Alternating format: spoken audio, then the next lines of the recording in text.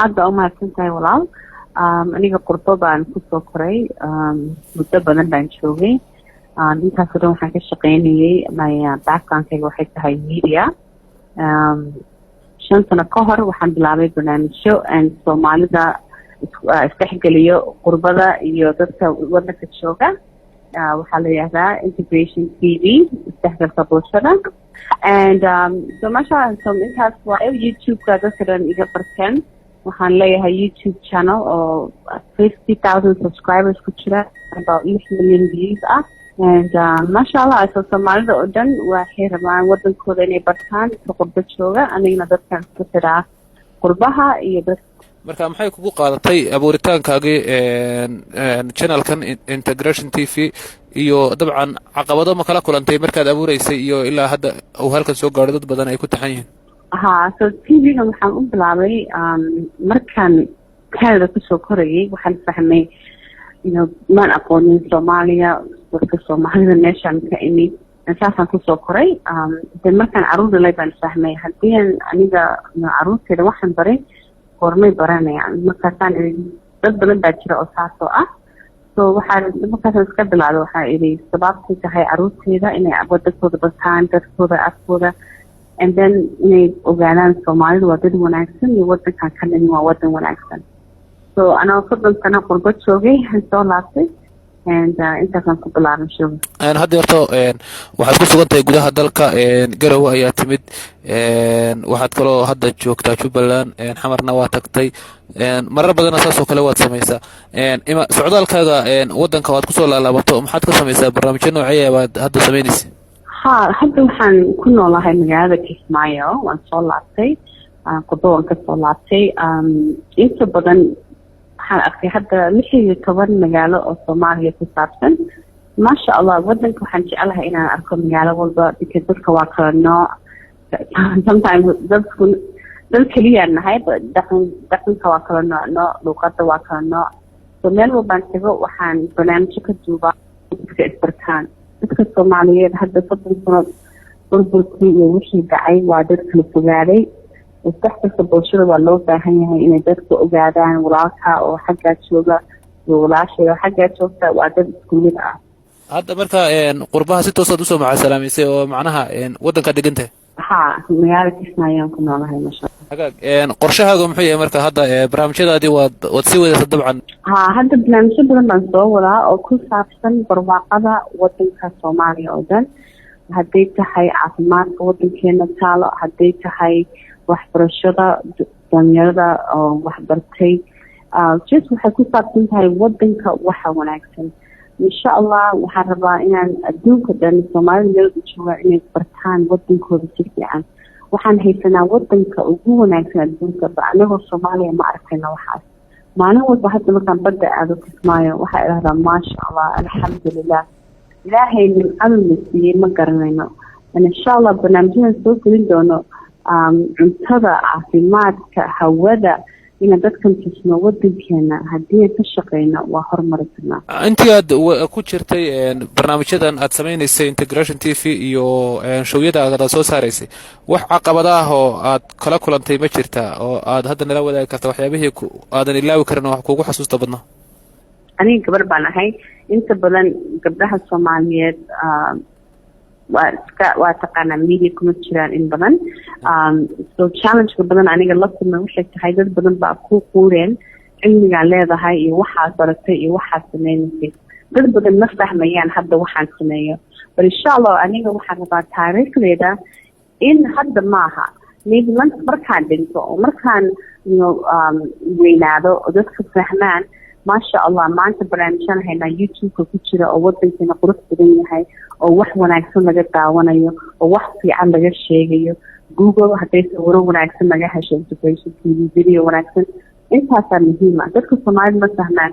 wadankaaga haddaa caayaysid, qurun ka qoraysid, hadda internetka waa village waa dadka dhan baa arki kara waxaas. so waa inaan wanaag wadankeena ka sheegnaa. challenge badan baan la kulmay. kelmadda naag ka dhig aan la soo baxay waxay ku saabsan tahay challenge-ka badan aan soo maray. dad baa rabay inay sameeyaan markaan Soomaaliya iman jiray, markaan gobollo kala tegi jiray. dad baa ii diiday inaan wax duubo. qofka uma joojin waan wada barnaamijkeena ilaa iyo hadda wadankayga ku noolahay alxamdulilah. So dadka waxaa u sheegaya dhegeysanaya qofna joojina jooyinkaaga hor u socda dhexda xidha waxbarta adduunka laga tegaya maxaa ka tegaysaa waaye. aad iyo aad inta badan markaad soo dhigto boostiyada hadday tahay twitterka ama facebooka social media oo dhan waxaad isticmaashaa halku dhig ama hashtag aad leedahay naagis ka dhig ereygaas bal tafaasiil ka bixiyo waxaad ula jeeda. naagis ka dhig iyo nin ka dhig waxa waaye ereygan waxaan ka maqli jiray hooyaday waxay oran jirtay markay 8 gabdhood bay dhashay maasha Allah. So markii wax noo dareyso kashira gala wax naagis ka dhiga walka dhaqa waxaas aniga waxa u bedelay naagis ka dhig wax barto dhexda xido is adkee wax baro because gabdhihii Soomaaliyeed waaniyo wiilasha waxa loo leeyahay wiil ka dhig wariyaa unisaga noqo qof kornay gabadh Soomaaliyeed gabadhaha inay adkaadaan inay wax bartaan guri waa ka adkaa caruurtada waa ka adkaan kartaa ninkaaga maasha Allah ka dambeyn kartaa tacliina waa baran kartaa qof ku waaniyo gabdhaha Soomaaliyeed waxaa la jiro gabdhihii Soomaaliyeed hadda inta Soomaaliyeed waxaan fahmay 8 saacadood 9 saacadood maalintii kishida ku jiraan kishida waa lagu jiri karaa gabdhihii waa inay guriga waa in laga shaqeeyaa muhiim waaye gabdhaha Soomaaliyeed waa inay daalaan inay ka fikiraan tacliintooda hooyo wax baratay caruurteeda wax bari kartaa hooyo wax baratay caruurteeda wax bari kartaa. insha Allah waxaan dadaalaynaa inaan barnaamijyo u sameeyo dumarka Soomaaliyeed si fikirka la wareegaan nolosha maaha iska soco nolosha waxay tahay caruur baan dhalaynaa caruurta maxaan uga teginaa maxaan ku kordhinaa inay u korayaan. insha Allah next kadig waa intaas faafta dhexda xidda gabdhaha Soomaaliyeed. ugu dambeyntii su'aasha ugu dambaysa maxaad jeceshahay oo dhaxal noocyo baad jeceshahay inaad uga tagto ummadda Soomaaliyeed oo bari ka maalin lagu xasuusto hadday tahay inaad buugaag qorto hadday tahay inaad documentary dhaxal garaho qarniyo jiri kara aad samayso ma kugu jira fikir noocaas ah oo barita ka maalin laga dhaxli karo. waxaan xasuustaa wixii qoran markaan barnaamijyada TV-ga Canada ka bilaabay ummadda cadaanka dhan oo Canada ku nool aan ku tagay Soomaalida waxay yihiin waxay bartaan dadka wanaagsan. waxaan xasuustaa markii ugu horeysay aan Soomaaliya dadka ugu qosjinay Soomaaliya mataqaanid dadka Soomaaliya waxay ugu dhageysanayaan gabar qurbo kusoo kortay baa tahay markaasaan oran jiray maanta ma fahmaysaan waxaas aniga taariikhdeeda waxaan rabaa inay dadka fahmaan qof qurbo kusoo koray oo Soomaali ah waa Soomaali dadkaas waa dad nadiif ah dad wanaagsan hadda dadweynaha oo dhan wadankooda way rabaan inay yimaadaan kuwii wax bartayna cilmiga u keenaan wadankooda soo yaa soo dhaweynaya haddii qof walba Soomaali leeyahay Soomaali midkii Soomaali kuma hadashid yaa soo dhaweynaya so taariikhdeeda waxaan rabaa insha Allah in dadka ogaadaan dad badan oo qurbo ka yimid soo celinay oo cilmi leh wadankooda wax kari kara iyo dad wadanka ku nool oo raba inay wax bartaan oo horumaraan wadankooda. insha Allah waa dadaalana hadda dad badan baa soo laabtay alxamdulillah marka ako YouTube-keeda dadka wareysiga ka qaadayo dad aan bulshada baray so maaha nolosheeda aniga waxaan ka fikirayaa caruurteeda markay weynaadaan inay dad wanaagsan ka arkaan TV-ga wax wanaagsana soo gelino waana qarax iyo balaayo laga hadlayo Soomaalida iyo negative-ka waa inaan positive-ka badinaa inaan wadankeena wax wanaagsan ka sheegnaa inaan dadkeena wax wanaagsan ka sheegnaa nin walba wuu ogyahay wuxuu yahay haddii aan caayano ismaynano Soomaali baan nahay aniga ismaynana wadankeena anaga ismaynana.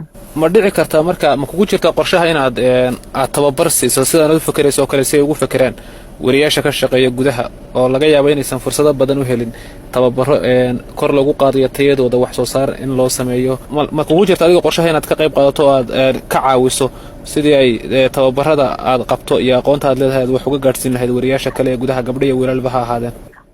hadda barnaamijyo waana sameeyaa hadda intaas for volunteer baan ku sameeyaa Jubaland TV gabdho iyo wiilal badan hadda waxaan bilaabanaa tababarka wareysiga say u sameeyaan kamarada say u qabtaan maaha nolosha just adiga waxaa baratay qof kale a wax sii bartay baa ka wanaagsan so insha Allah waxaan rabnaa programmo wanaagsan gabdhaha Soomaaliyeed u sameyno Jubaland TV ku saabsan kasoo bixi doona iyo showgeedii oo weekdays jimcaha umaanaya kasoo bixi doona bisha 6 ah so insha allah waan dadaalnaa tacliinta waa inaad qof kale u kufisa adigana saasa wax usii baranaysaa